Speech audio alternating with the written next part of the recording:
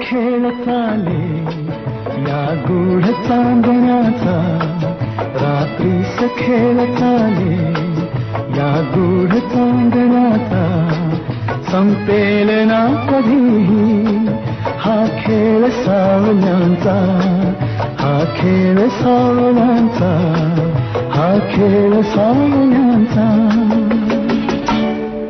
रात्रीस खेळ चाले या गूढ चांदण्याचा, संपेल ना कधीही हा खेळ सावल्यांचा, हा खेळ सावल्यांचा.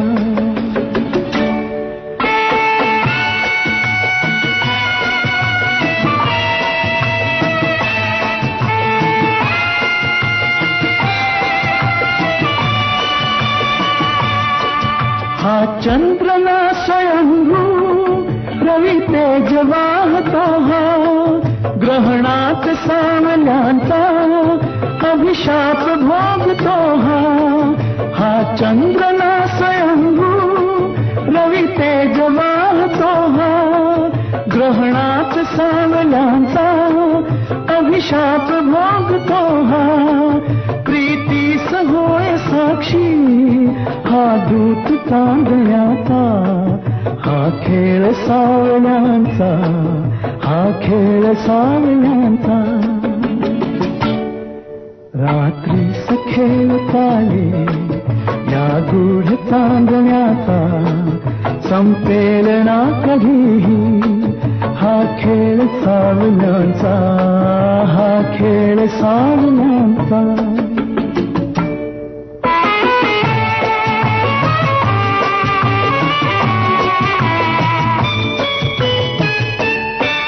आभास सावली हा असतो खरा प्रकाश, आभास सावली हा असतो खरा प्रकाश, जे सत्य भासती ते असती नितांत भास, असतात सावलीला हा दोष आंधळ्यांचा, संपेल ना कधीही हा खेळ सावल्यांचा, हा खेळ सावल्यांचा. ओम शांति। एक छोटा सा बच्चा सुबह सुबह जब सूरज निकला हुआ है अपनी परछाई देखता है, और अभी वो घुटनों के बल ही चल रहा है, और वो जो परछाई है, परछाई का जो सिर है उसको पकड़ने की कोशिश करता है, और बहुत नाराज होता है, क्योंकि जब जितना जितना वो कोशिश करता है उतना उतना परछाई सामने जाती है, और सामने जाता है, और सामने जाता है, परंतु पकड़ नहीं पाता है। एक सन्यासी उसे दूर से देख रहा होता है, तो वो आता है और कहता है, क्या मैं तुम्हारी मदद करूं? तो कहते हैं हाँ। तो वो सन्यासी उस बच्चे का हाथ लेता है और उसी के सिर पर रख देता है। तो जैसे ही बच्चा अपना हाथ अपने सिर पर रखता है, परछाई का हाथ भी परछाई के सिर पर आ जाता है, और परछाई का जो सिर है वो पकड़ लेता है, परछाई हाथ में आ जाती है। जीवन भी परछाइयों का ही खेल है, परंतु परछाई को पकड़ना या परछाई से मुक्त होना, इसकी विधि उस परछाई से कुछ करना नहीं है।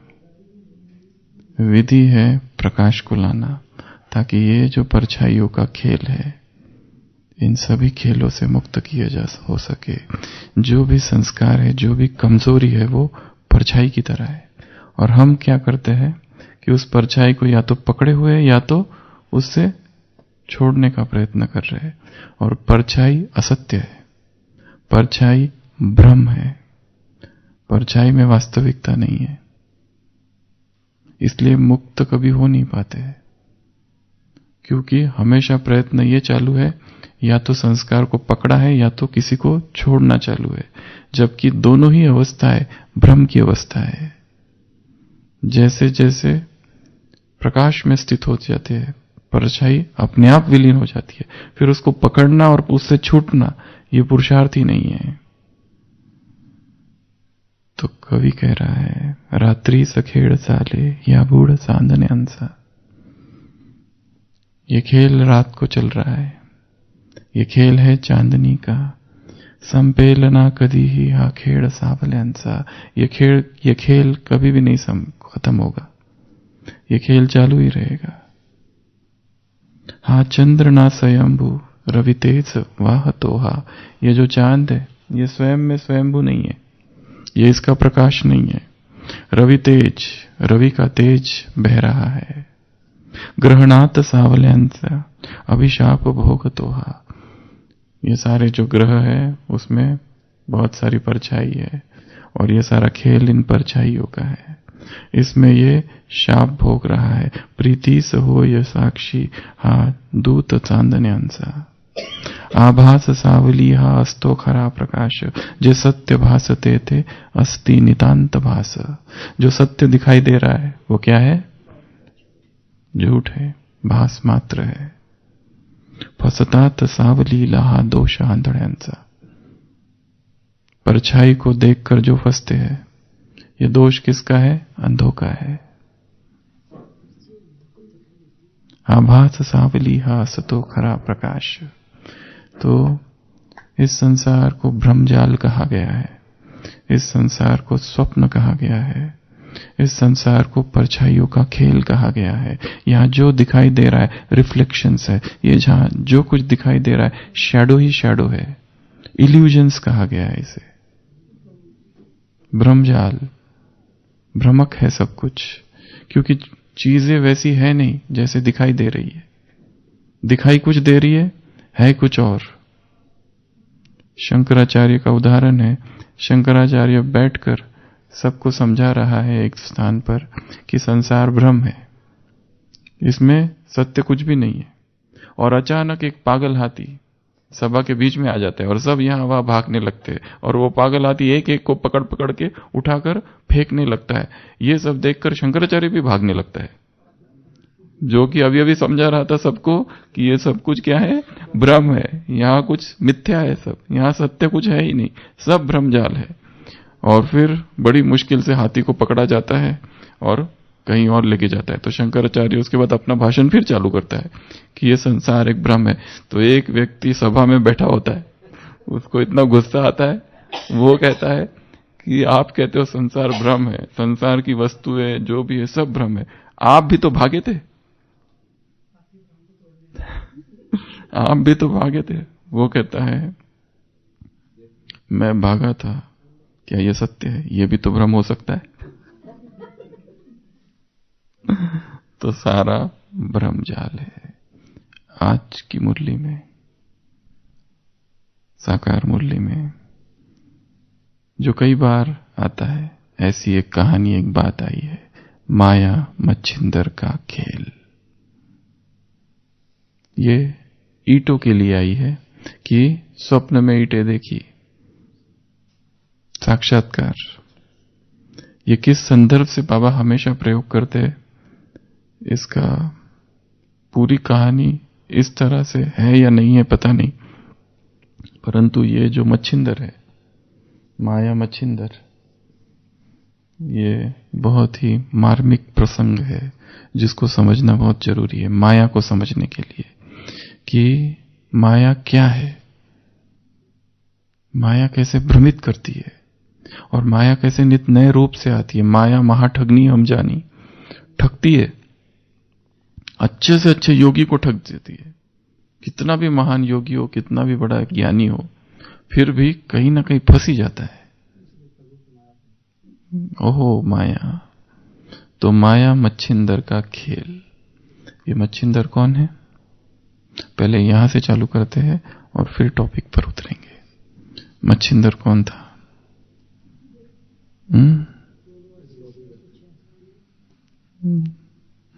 ये मूवी निकली थी कभी 1936-37 में, माया मच्छिंदर की। Black and white movie. नाथ संप्रदाय जो हुआ है, उसके जो गुरु थे उनका नाम था मच्छिंद्रनाथ। उनकी जन्म तारीख बहुत विवाद है, परंतु कई लोग कहते हैं जब राजा विक्रमादित्य थे, सम्राट विक्रमादित्य, और उनके बड़े भाई भर्तरी, उसी समय ये हुए थे लगभग। किसी का कहना है कुछ और, किसी का बहुत सारे मतांतर है। तो मच्छिंद्रनाथ नाथ संप्रदाय के प्रमुख बताए जाते हैं, या फिर कहो हठ योग की स्थापना करने वाले द्वापर युग में यही है मच्छिंद्रनाथ। बहुत महान योगी, बहुत ज्यादा तपस्वी। इनके जीवन में वर्णन है कि ये एक बार घूम रहे होते हैं तो एक माता के घर के पास जाते हैं। माता कहते हैं मेरा कोई बेटा नहीं है, मुझे कुछ दो। तो वो एक राख देता है थोड़ी और कहता है कि ये खा लेना तो तुमको पुत्र हो जाएगा। वो माता अपने पड़ोसियों के पास जाती है। पड़ोसी कहती है ये सारे योगी बाबा जो होते हैं ना, ढोंगी होते, ऐसा कभी होता नहीं है। तो वो राख को फेंक देती है एक किचड़े के ऊपर। 12 साल के बाद जब मच्छिंद्रनाथ वापस आते हैं, कहते तुम्हारा बेटा कैसा है? वो कहती है बेटा, वो बता देती है कि मैंने तो राख को फेंक दिया था। कहाँ फेंका था? वो लेके जाती है तो किचड़े का एक ढेर होता है और मच्छिंद्रनाथ उस बालक को कहता है निकल के आ जाओ। तो 12 साल का वो बच्चा निकल के आता है। ये सारी कहानियां हैं, कितनी सत्य है किसी को पता नहीं, पर ऐसी कहानियां हैं। और वो कहता है कि अब मैं इस बच्चे को लेके जा रहा हूं, और उसका वो नाम रखता है गोरक्ष। गोरक्षक, गो अर्थात राख, रक्षा करने वाला था रक्षक, मतलब इस राख ने इस बच्चे की रक्षा की, इसके लिए इसका नाम गोरक्षनाथ। इसके लिए ये मच्छिंद्रनाथ और गोरखनाथ, ये दो शिष्य और गुरु और शिष्य भ्रमण करते यहां वहां, और बहुत अनासक्त, वैरागी, तपस्वी, संसार की मोह माया से परे, किसी का कोई प्रभाव नहीं दोनों पर। एक बार मच्छिंद्रनाथ गोरखनाथ से कहते हैं कि तुम थोड़ी तीर्थ यात्रा में जाओ, और वो तीर्थ यात्रा करने चला जाता है। और मच्छिंद्रनाथ के लिए दिखाया है वो हनुमान जी से मिलते हैं वगैरह वगैरह, बहुत सारी सब प्लॉट्स वो सब छोड़ देते हैं, और वो एक नए प्रदेश में जाते हैं जो स्त्री प्रदेश होता है। त्रिया देश के इसको कहते हैं, चीन में कहीं शायद। तो वहां पर केवल स्त्रियां ही रहती है, और वहां पर दिखाया है ये तो योगी होता है, और धीरे धीरे वो राजकुमारी होती है, रानी, वो पूछती है ये पुरुष कैसे आ गया हमारे देश में। तो बहुत सारी चीजें दिखाई है, और धीरे धीरे धीरे धीरे धीरे उसको वो निमंत्रण देते हैं हमारे उसके राज्य में आने के लिए, और दोनों का प्यार हो जाता है, गुरु जी का और वो राजकुमारी का, और दोनों फिर शादी भी कर लेते हैं, और फिर उनका बच्चा भी हो जाता है। और ये सब जब होता है, और फिर वो जो शिष्य है जब निकल के बाहर आता है और उसको पता है मेरे गुरु जी गृहस्थ बन गए, ये क्या हो गया अनर्थ। वो कहता है कुछ भी हो जाए मैं अपने गुरु जी को निकाल कर वापस लाऊंगा ही, क्योंकि मेरे गुरु जी महान पुरुष है, वो सन्यासी है, वो तपस्वी है, योगी है, ब्रह्मचारी है, ये गृहस्थ में कहां फंस गए। वो इतना उसको दुख होता है अपने गुरु के विषय में ये सुनकर, और प्रतिज्ञाबद्ध होकर जाता है कि मैं कैसे भी करके अपने गुरु को खींच के वापस लाऊंगा ही लाऊंगा। और वो उस प्रदेश में प्रवेश करता है जहां पुरुषों को अलाउड नहीं होता है त्रिया देश कहा गया है उसको। तो वहां रहता है, भेष बदल कर जाता है, और अपने गुरु को बार बार फिर याद दिलाता है, अलख निरंजन। ये नाथ संप्रदाय वाले अलख निरंजन करते हैं, तो तुरंत उसकी स्मृतियां जागती है। पर अब तो उसकी पत्नी भी है और बच्चा भी है, पर पत्नी फिर कहती है ये तो गड़बड़ हो रही है, और बराबर उसको कुछ कुछ षड्यंत्र करके गोरखनाथ को कभी जेल में भेजती है, कभी कुछ करती है, कभी कुछ करती है। पर वो भी बहुत बड़ा योगी होता है, निकल के बाहर आता है, क्योंकि उसका लक्ष्य होता है मैं अपने गुरु को ये सब बंधनों में देख नहीं सकता, मुझे लेके ही जाना है अपने गुरु को। और बहुत उसको याद दिलाता है, कुछ कुछ करता है, और आखिरी में वो जब स्मृतियां आ जाती है और गुरु, वो जो राजा जाने के लिए तैयार होता है, पर पुत्र मोह, स्त्री मोह खींचते रहता है उसको। तो वो क्या करता है गोरक्षनाथ, उसका जो बेटा होता है ना, उसको ही सांप से मरवा देता है। और उसकी पत्नी फिर कहती है कि मेरे बेटे को जिंदा कर दो। वो कहता है मैं करूंगा अगर तुम मेरे गुरु को छोड़ दोगी तो। और पहले तो वो गोरक्षनाथ खुद ही, वो मच्छिंद्रनाथ खुद ही योगी होता है ना, वो कहता है मैं इसको जिंदा करता हूं। तो जिंदा करने की कोशिश करता है तो होता ही नहीं है। तो गोरक्षनाथ कहता है देखा, आप भोग विलास के कारण आपकी सारी शक्तियां चली गई, नहीं तो ये बहुत महान योगी था वो मच्छिंद्रनाथ। वो कहता है अब मैं करता हूं, देखो कैसे करता हूं। और गोरक्षनाथ खुद करने जाता है तो भी नहीं होता है। हनुमान जी कहते हैं कि तुमको अहंकार आ गया है इसलिए तो नहीं हो रहा है, अपने गुरु से क्षमा मांगो। पहले क्षमा मांगता है, फिर वो बच्चा जिंदा हो जाता है, फिर ये दोनों निकलकर बाहर चले जाते हैं। ऐसी कहानी पर कहानी यहां पूरी नहीं हुई है, इसमें बहुत बड़ा टर्निंग पॉइंट है लास्ट में। कहानी तो ये सारी है कि गुरु कैसे चले गए, गृहस्थ बन गए, भ्रष्ट हो गए, योग भ्रष्ट हो गए, बच्चे हो गए, पत्नी हो गई, मोह में फंस गए, और फिर लास्ट में गुरु अपने शिष्य अपने गुरु को मुक्त करके वापस अपनी कुटिया में ले आते हैं। और कुटिया में ले आके देखते हैं गुरु जी तो वहीं बैठे हैं। फिर ये कौन है? देखते हैं गुरु जी तो बैठे हुए हैं वहां पे, गोरक्षनाथ मच्छिंद्रनाथ। तो वो गोरखनाथ कहता है कि ये कौन है फिर? तो गुरु कहते हैं मैं तो यहीं बैठा हूं, ये सारा जो था ना ये भ्रम था, ये सारा जो था तुमको समझाने के लिए था कि माया क्या होती है। गुरु ने समझाने के लिए गुरु ने स्वयं को फंसाया, ये था ही नहीं कुछ, ये सब कुछ भ्रम था। तो माया, ये सब माया का खेल था, क्योंकि वो छोटा था ना गोरखनाथ। तो वो कहता है मैंने तुमको समझाने के लिए ये सब रचा था। तब उसका इतना गुरु से इतना प्यार बढ़ जाता है और बहुत रोता है, बहुत रोता है। तो इसको कहते हैं माया मच्छिंदर का खेल। तो आज की साकार मुरली में ये आया है, पर उसमें जो बात आई है ईंट देखी, वो इस कहानी में कहीं पर भी नहीं है। अब वो बाबा किस संदर्भ से कहते हैं वो पता नहीं। बाबा कहते हैं साक्षात्कार, ईंट देखी, सतयुग में सोना ही सोना होगा, और वो ईंट देखी पर ला नहीं पाया। ये कहाँ है पता नहीं, अभी और भी कोई दूसरी कहानी होगी।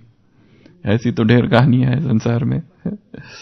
तो मच्छिंद्रनाथ और गोरखनाथ, गोरखपुर जो है ना, कहाँ यूपी में, हाँ वो उसी के नाम से बना हुआ है। और वो जो गुरखा होते हैं ना, वो नेपाल में वो गोरखा, वो भी उसी के नाम से बने हुए हैं सारा ये सब। हाँ, काठमांडू में मंदिर पे, नेपाल में ये गोरखनाथ का बड़ा मान है। और सबसे ज्यादा महाराष्ट्र में भी है। और बौद्ध जो लोग हैं तिब्बत में, ये दोनों को 84 महासिद्ध योगियों में इन दोनों का नाम है, मच्छिंद्रनाथ और गोरखनाथ का।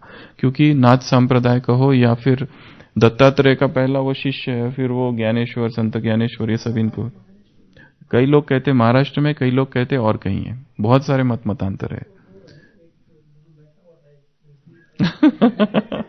वो थे एक ही।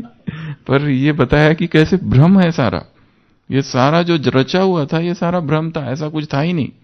गुरु तो वहीं बैठा है वो शिष्य को समझाने के लिए, और शिष्य को कैसा अहंकार आ जाता है, मैं अपने गुरु को लाऊंगा, मेरी सिद्धियां ज्यादा है, मेरा गुरु भ्रष्ट हो गया है, ऐसा अहंकार आ जाता है उसको।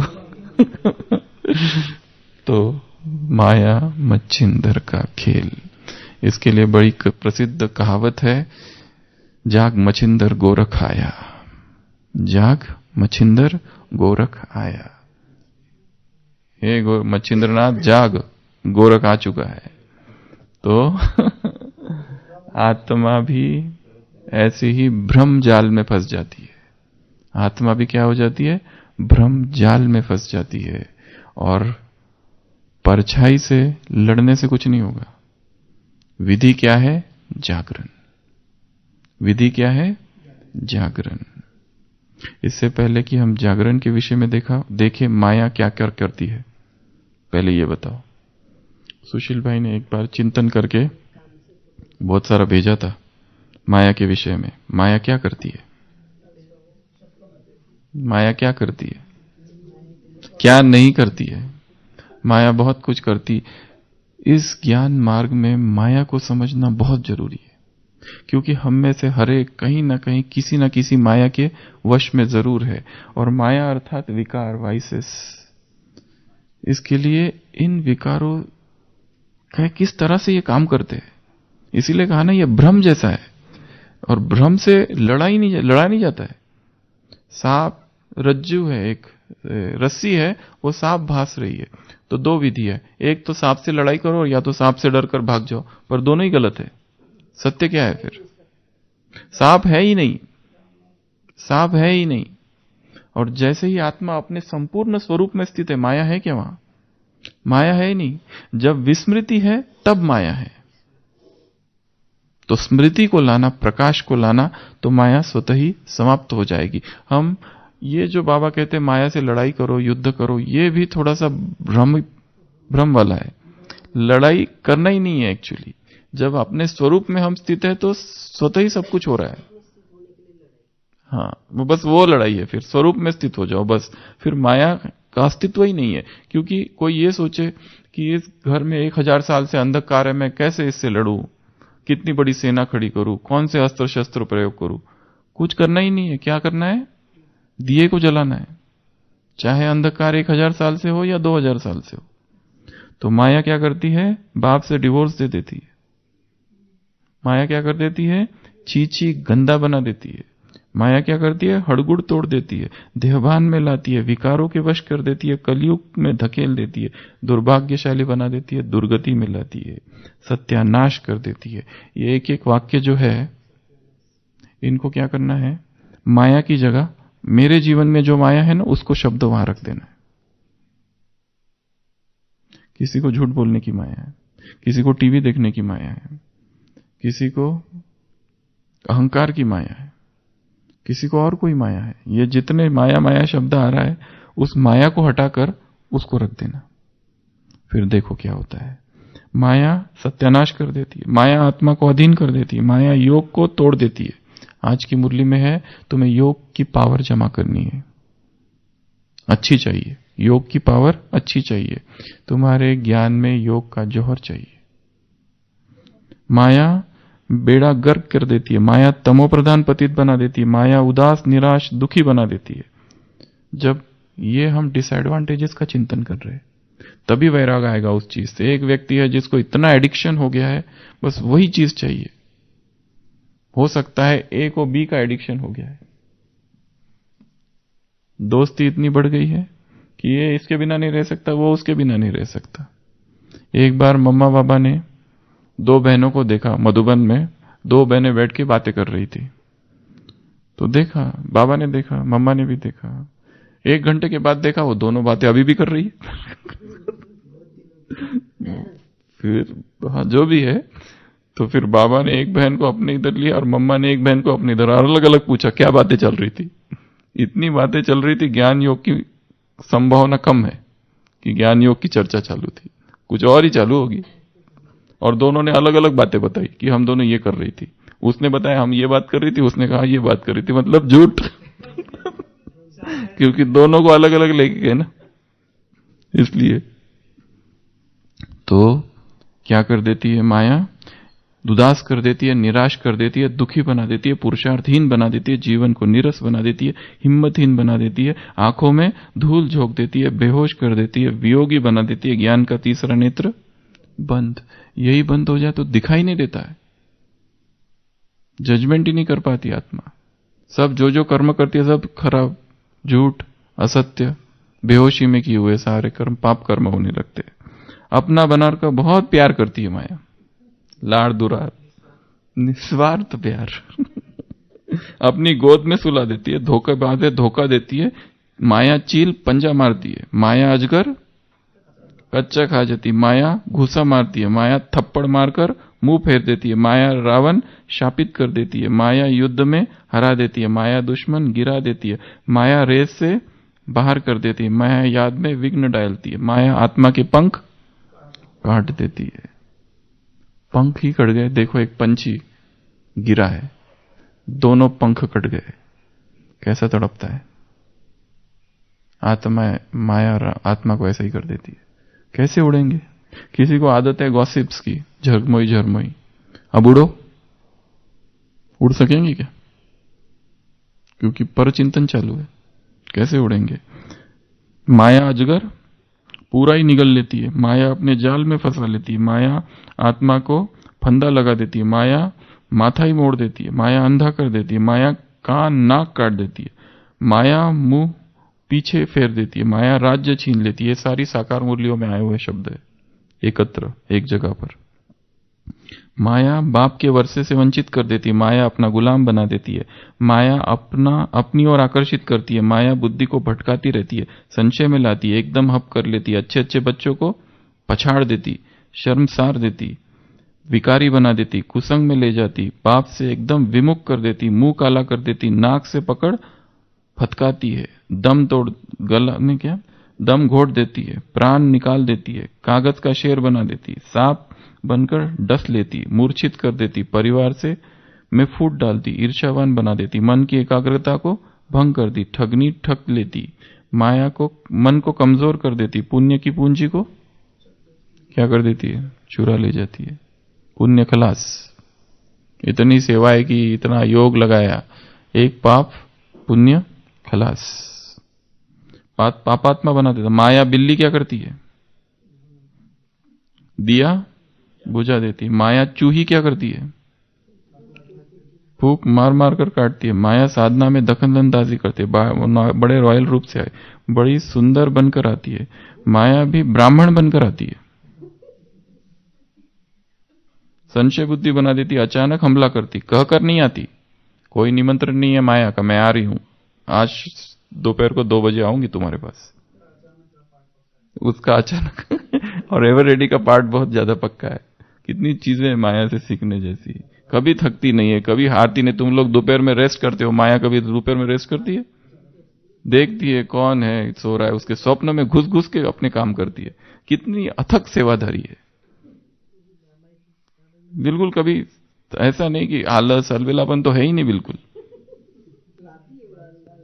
हाँ, कभी निराश नहीं, उदास नहीं, 100 बार अगर हार जाए तो भी निराश नहीं, हमेशा अलर्ट। अमृत वेला तो बिल्कुल, ब्राह्मण आत्माओं ने कितना मिस किया होगा, माया ने कभी अमृत वेला मिस नहीं किया,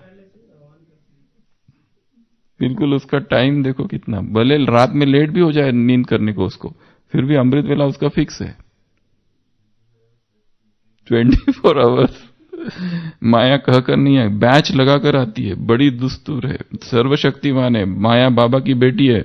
माया मैं और मेरे के रूप में आती है, माया साधनों में फंसाती है, समय को खा जाती है, व्यर्थ में डुबो देती है, अंगूरी मार गिरा देती है, भिखारी बना देती, अपने चंबे में फंसा लेती, जेल बर्ड बना देती। आज की मुरली में भी है, कई है जो जेल बर्ड बनते रहते हैं, बार बार जाते रहते आते रहते हैं, जेल बर्ड। माया अज्ञान अंधकार में ले जाती, सारा खाता ही चट कर देती, अच्छे अच्छे ऊपर ग्रहचारी बिठा देती, तूफान बनकर डसती है, सब तहस नहस कर देती, परदर्शन चक्रधारी बना देती, स्मृति को खंड खंड कर देती, जमघटों की फांसी पर चढ़ा देती, रुस्तम के सामने रुस्तम बनकर आती, घसीट कर पुरानी दुनिया में ले जाती, चकनाचूर कर देती। बाप को भूलने से माया का गोला लग जाता है। 100 बातें ये सब माया करती है। तो माया को समझना, माया के स्वरूप को समझना, कैसे वो काम करती है, बहुत जरूरी है, क्योंकि इतनी सूक्ष्म रूप से आती है और हर दिन नए रूप से आती है। जो उसका कल रूप था वो आज नहीं है, और माया भी सीखती रहती है। हम नहीं सीखते पर माया जरूर सीखती है। जैसे उदाहरण दिया था, वो टोपी वाला जंगल से गुजरता है, थक जाता है, सोता है, बंदर झाड़ पे होते हैं, आते सारी टोपियां लेकर चले जाते हैं, बेचारा दुखी होता है, फिर अपनी टोपी नीचे पटकता है तो बंदर सारी अपनी टोपियां पटकते हैं, ये तो मर जाता है, फिर उसका बेटा टोपियों वाला बनता है, वो भी उसी जंगल से जाता है, उसी पेड़ के नीचे सोता है, उठ के देखता है तो बंदरों ने सारी टोपियां ले ली, उसे अपने बाप की याद आती है, अपनी टोपी निकाल कर नीचे फेंकता है, एक बंदर आता है, टोपी वो भी उठा के ले जाता है, क्योंकि उन्होंने भी अपने बाप दादाओं से सीखा। तुम वो इतने मूर्ख नहीं है बंदर, उनको भी पता है हमारे बूढ़ों ने जो गलती की थी हम नहीं करेंगे। एक बंदर आके उसकी भी टोपी लेके चला जाता है। तो माया महाठगनी हम जानी। इसके लिए माया को जानना ये भ्रमजाल है, हाखेड़ सावल्यांसा। ये जो खेल है ना, इससे बाहर निकलना है, परछाइयों के इस खेल से समझकर जानकर। तो एक क्लास यहां पर कभी कराई थी, कुंभकर्ण का जागरण, या तो एक मेडिकल कॉन्फ्रेंस में भी कराई थी, अवेकनिंग द ड्रीमर। 7 स्टेप्स है कोई सोए हुए व्यक्ति को जगाने की। कौन कौन सी? ये 7 चीजें चाहिए तो हम जो आत्मा सोई है वो जागेगी। सबसे पहला तो पानी डालो। चलो पानी से चालू करते हैं। एक व्यक्ति सोया है, जगाएंगे कैसे? पानी डालो उसके ऊपर, मौन और एकांत का पानी डालो। दूसरा, उसके कान में आवाज करो जोर जोर से, ज्ञान की शंख ध्वनि करो। दूसरा है साउंड, ज्ञान की शंख ध्वनि, निरंतर ज्ञान ज्ञान ज्ञान ज्ञान ज्ञान ज्ञान डालते जाना। आत्मा सोएगी नहीं। कैसे सोएगी? अगर सोई है तो जाग जाएगी। तीसरा प्रकाश, कोई सोया है, पर्दा इधर कर दो, एकदम सूरज उसके चेहरे पे आता है तो उठता है। प्रकाश अर्थात समझ का प्रकाश, अंडरस्टैंडिंग का प्रकाश।